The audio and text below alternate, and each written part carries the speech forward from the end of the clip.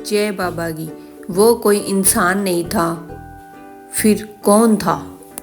सभी श्रद्धालु साथियों को जय श्री राम।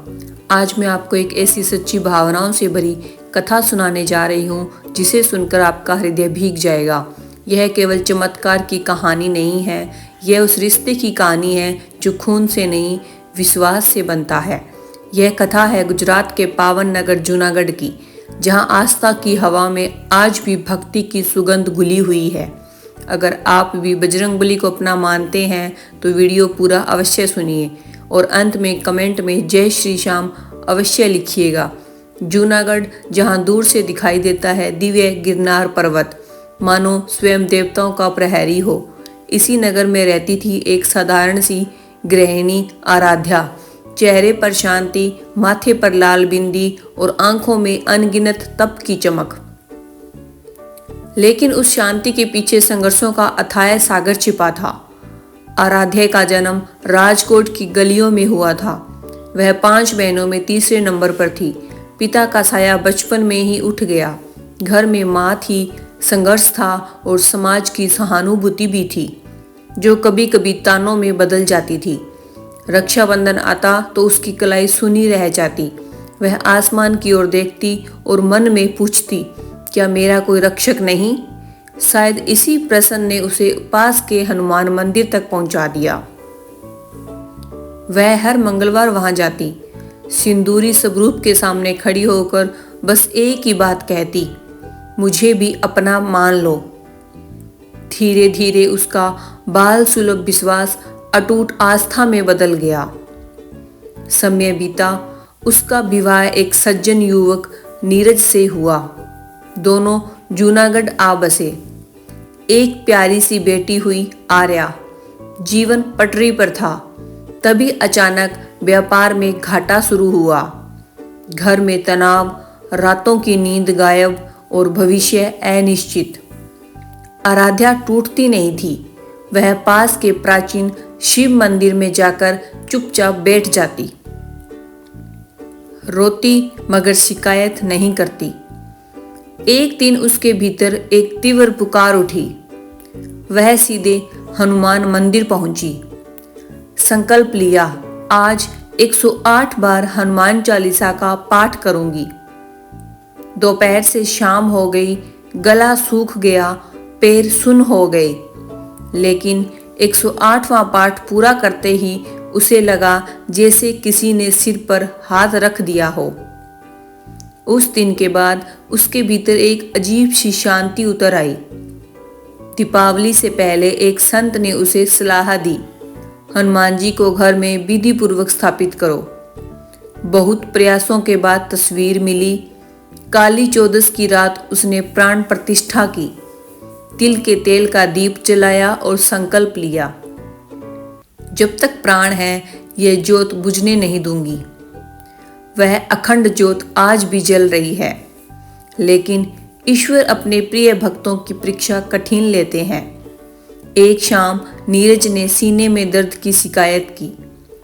कुछ ही मिनटों में आराध्या की गोद में उनका प्राण निकल गया। घर में सन्नाटा। बेटी आर्या ने क्रोध में कहा, कहाँ थे तुम्हारे हनुमान? आराध्या ने कुछ नहीं कहा। रात को दीपक के सामने खड़ी होकर बोली, दादा, बच्ची को क्षमा कर देना, उसका पिता चला गया है। उसने विश्वास नहीं छोड़ा। कुछ महीनों बाद वह अपनी बहनों के साथ एक रिश्ते के सिलसिले में बाहर जा रही थी। सुबह 4 बजे हाईवे पर गाड़ी अनियंत्रित हो गई। 3 पलटियां खाकर गहरे गड्ढे में जा गिरी। चारों ओर अंधेरा, मोबाइल टूट चुका, बहन बेहोश। आराध्या ने आसमान की ओर देखकर पुकारा, भैया अब तो आ जाओ। तभी दूर से एक वाहन की रोशनी दिखी। एक लंबा तेजस्वी पुरुष और एक किशोर लड़का उतरे। उन्होंने बिना प्रश्न किए सबको बाहर निकाला। जैसे ही रिश्तेदार पहुंचे, वह दोनों कहीं दिखाई नहीं दिए। सड़क खाली थी। आराध्या समझ गई, राखी का वचन निभाने मेरे भैया आए थे। एक बहन गहरे कोमा में चली गई। डॉक्टरों ने जवाब दे दिया। आराध्या ने अस्पताल के मंदिर में खड़े होकर कहा, अगर वह नहीं बची तो मैं अखंड ज्योत बुझा दूंगी। उसने 1.25 लाख महामृत्युंजय मंत्र और 1.25 लाख ओम हन हनुमते नमः का संकल्प लिया। दिन रात जाप। 28वें दिन नर्स दौड़ती हुई आई। मैडम, मरीज ने उंगली हिलाई। बहन ने आंखें खोल दी। डॉक्टर बोले, यह चिकित्सा नहीं, चमत्कार है। आराध्या मुस्कुराई, यह मेरे भैया की कृपा है। स्वस्थ होने के बाद घर में हवन हुआ। जब पंडित जी ने कहा, आइए हनुमंत विराजे, उसी क्षण तस्वीर पर चढ़ी भारी माला अपने आप टूटकर नीचे गिर गई। कमरे में सन्नाटा। पंडित जी की आंखें नम। बेटी, तेरी भक्ति स्वीकार हुई है। आज आराध्या का जीवन शांत है। बहन सुखी है, बेटी सफल है और अखंड ज्योत आज भी जल रही है।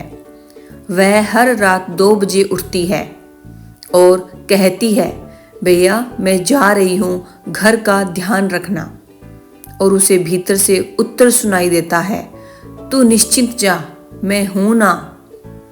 दोस्तों, यह कहानी हमें सिखाती है कि भगवान को केवल पूजना नहीं, उन्हें अपना बनाना पड़ता है।